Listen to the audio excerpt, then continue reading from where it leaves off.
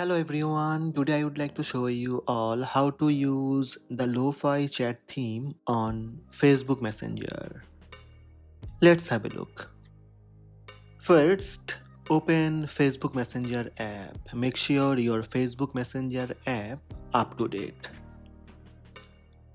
Now open any conversation you want to customize and tap on the conversation name at the top of the screen. Tap Theme. Then tap Lo-Fi Theme.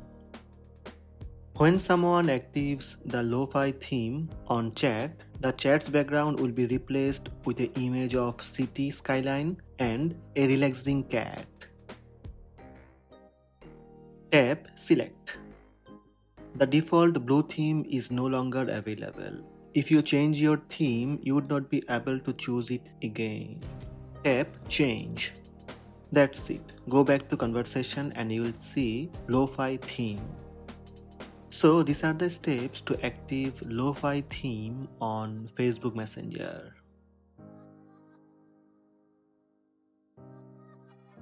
Hope this video helped you. Please subscribe my channel by tap subscribe button.